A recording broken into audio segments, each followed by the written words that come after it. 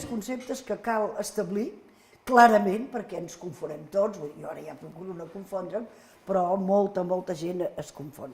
Començo per musulmà, que serà més fàcil el camí. Musulmà és tota persona que entén i segueix Déu segons la doctrina que va fixar l'islam. Aquestes persones musulmanes, quan actuen com a tals musulmanes, han de rebre el nom d'islàmics. Per tant, és islàmic un llibre escrit per un musulmà defensant la unicitat de Déu, per exemple. No serà islàmic un pretès musulmà que posa bombes, distingint. Per tant, islàmic és el que fa un musulmà com a tal musulmà. I àrab és una persona que pertany a la llengua, a la cultura o a la geografia àrab. Aquest concepte s'ha ampliat perquè inicialment era la península d'Aràbia. Ara ja parlem de 26 països que els donem el nom d'àrabs perquè parlen àrab, perquè són de cultura àrab, perquè la majoria de la població és musulmana, però que no vol dir res més que això. És un concepte geogràfic. Ni tan sols és ètnic, perquè hi ha àrabs com els de Djibouti o els de Somàlia o els de les Illes Comores que són de cultura àrab, se'ls ha de dir àrabs i són de pell negra, no vol dir res, però n'hi ha de pell blanca. I d'entremitjos com pot ser el Sudan. Per tant, són tres conceptes que al·ludeixen a coses molt diferents. Creences, obra d'aquests creients i situació geogràfica i cultural, que són els àrabs.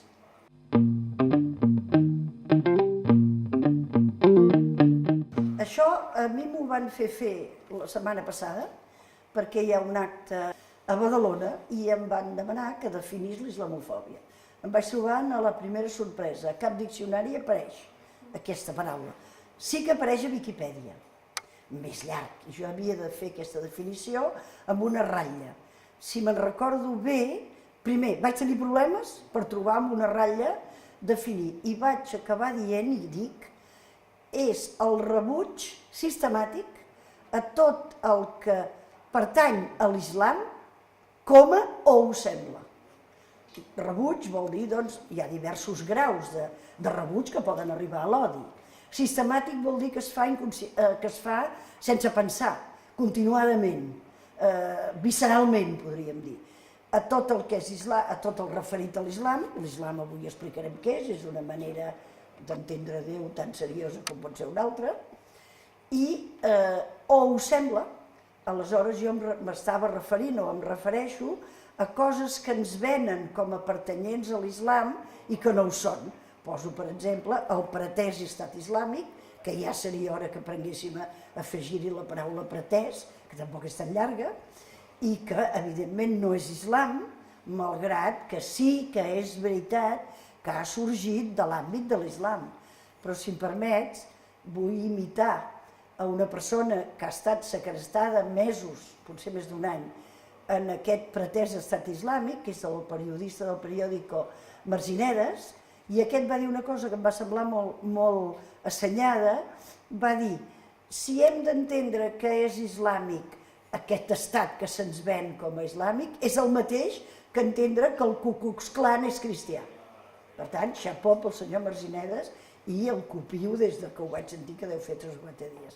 Clar, el Ku Klux Klan surt del cristianisme, el nazisme surt del cristianisme, ara no ho confonguem.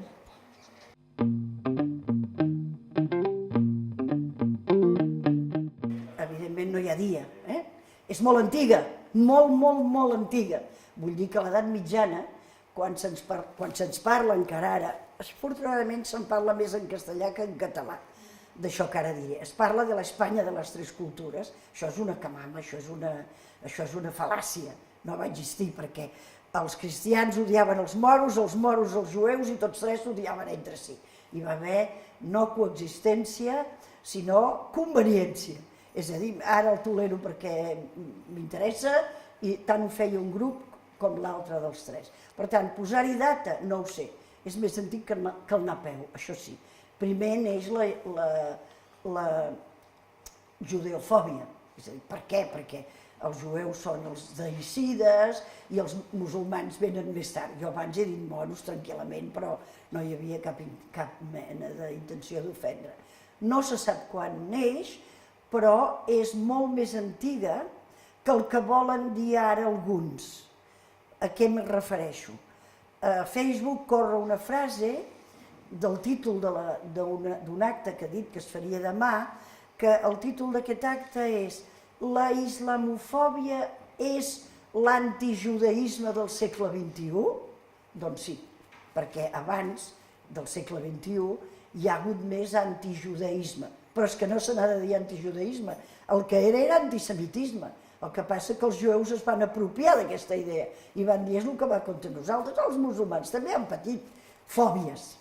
I després, si vols, ja perquè la gent també s'entretingui i perquè hi ha gent que ho pensa, ho dic, en un altre acte que vaig assistir contra la islamofòbia hi va haver una noia, semblava musulmana perquè anava molt tapada de cap, i va dir, era una nena moníssima i amb una cara molt dolça, una veu molt dolça, va dir: si islam vol dir pau i fòbia vol dir odi, els islamòfobs són els que odien la pau.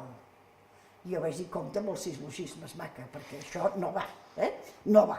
Per tant, perquè islam no vol dir pau, que pertanyi a la mateixa arrel, ho saps molt bé tu, Ariadna, que pertanyi a la mateixa arrel semàntica no vol dir que tot vulgui dir el mateix, és a dir, islam en tot cas seria salvació, entrega, i que sí que la paraula islam, salam, també vol dir pau, però no vol dir pau ser l'islam, vol dir altres coses, i sovint són amants de la pau la gran majoria, però aquests sil·logismes no, és a dir, no.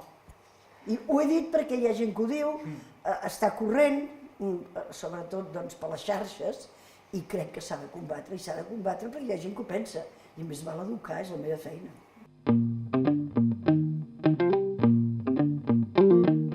El racisme crec que ja no es porta, és un terme que la gent procura evitar, perquè és racista dir racisme, aquest també un altre sil·logisme, però quines més coses m'has dit? Xenofòbia i islamofòbia. Xenofòbia és més, al meu entendre, l'odi o el rebuig contra el que no és teu, contra el que no és del teu país, del teu barri, de la teva població, de la teva corda, de la teva manera de pensar. Mentre que islamofòbia seria més concretament contra els que són musulmans, pensen segons l'islam, viuen en un barri habitat o en un poble habitat majoritàriament per musulmans. És a dir, és el mateix, però la xenofòbia és més àmplia.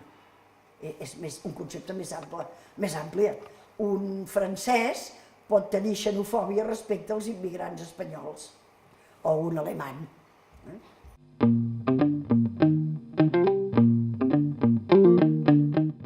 Afecta molt si existeix la islamofòbia. Hi ha convivència bona entre veïns, un musulmà, un que no és res, és persona, i un cristià o el que sigui.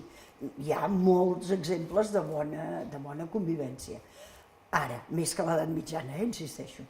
Però, evidentment, si una persona és islamòfoba, evidentment tot el que vingui del seu veí musulmà li semblarà malament. Sigui o no sigui verdaderament musulmà, el que vegi o el que es pensa veure, i sigui ben innocent la molèstia que li pot fer tenir un veí musulmà. Això ha passat, no sé si anar-me'n tan enrere. Jo recordo, per exemple, jo soc de poble, i els primers musulmans que van venir, estic parlant, no sé, dels anys 90, potser abans i tot, quan era la festa del xai, no podien, com feien en els seus països, matar el xai al mig del carrer o una zona jardinada. Aleshores, esclar, van tenir un problema. Els ajuntaments no havien previst que hi hauria i que hi ha persones que necessiten matar un xai de determinada manera en el dia del seu peregrinatge a la Meca, el peregrinatge dels altres. I ara sí, hi ha escorxadors, etc. En aquell moment no, al carrer se'ls va cridar l'atenció i aleshores diverses famílies, amb tota la seva bona fe, el van matar a la banyera o a la dutxa, amb la qual la sang va anar per les aigües, va coagular, i ja podeu imaginar el desllorigador que va passar, tot embossat, etc. Tot això, si les autoritats municipals, ja que parlo a l'Ajuntament, tenen cura de procurar que la gent pugui practicar la seva religió, cap i estan en el seu dret, doncs amb una certa facilitat les coses van millor. Un altre exemple que ha passat a Barcelona, fa temps, ara ja no passa, doncs alguns musulmans els divendres havien de resar al carrer.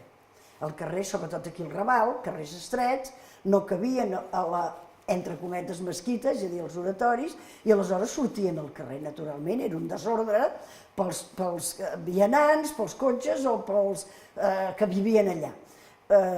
Els ajuntaments, jo no dic de cap manera que hagin de posar llocs de culte pels musulmans, ni pels cristians, ni pels jueus, ni per ningú, no dic això, però sí que val la pena que tinguin cura que això no passi, doncs que tallin el carrer, aleshores que s'ocupa de la mateixa manera que jo he vist tallar carrers perquè hi ha una boda, perquè hi ha un enterrament, etc. És a dir, que quan el tallem perquè cal tenir accés fàcil a una església, doncs tallem-ho. Ara ja no s'ha de tallar.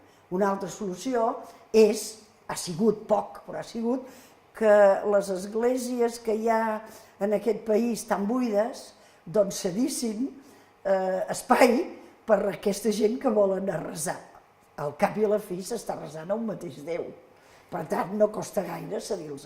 Però veig que això costa més.